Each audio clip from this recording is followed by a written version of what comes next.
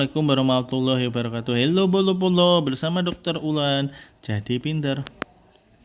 Kali ini dokter Ulan akan membahas tentang alergi susu sapi, di mana langsung diambil dari sumbernya itu PPMIDAI. Sebelumnya jangan lupa like dan subscribe Dokter Ulan atau Dokter Ulan channel, dan jangan lupa tekan tombol loncengnya ya supaya jadi pinter. Oke, jadi alergi susu sapi adalah reaksi simpang terhadap protein susu sapi yang diperantai reaksi imunologi.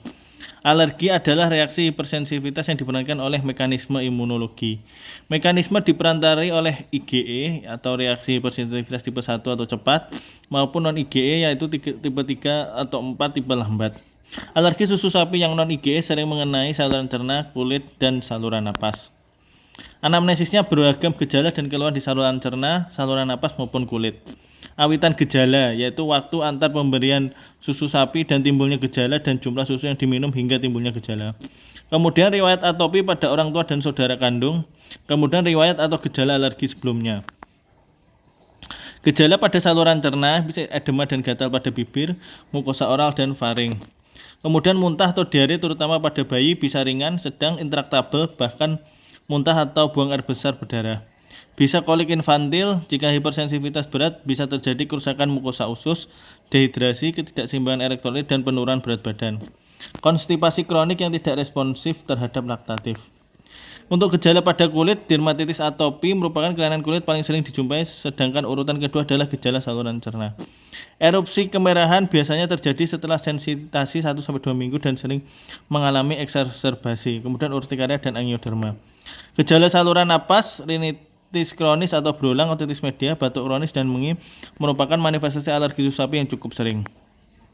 Gejala hematologi, pucat akibat anemia defisiensi karena perdarahan mikro dan pada saluran cerna. Pemeriksaan fisik, kondisi umum, status gizi, status hidrasi, kadang tampak pucat. Kulit, dermatitis atopi, urtikaria, angioderma. Untuk saluran napas, standar rinitis alergi, asma, otitis media fusi. Untuk saluran cerna, meteorismus, kibala, visuraani. Kemudian pemeriksaan penunjang double blind placebo controlled food challenge sebagai baku emas untuk bisa membedakan antara alergi atau enggak, itu penelitian. Kemudian pemeriksaan alternatif bisa skin prick test, pengurangan antibodi IgE serum spesifik terhadap susu sapi, kemudian uji tempel atau patch test.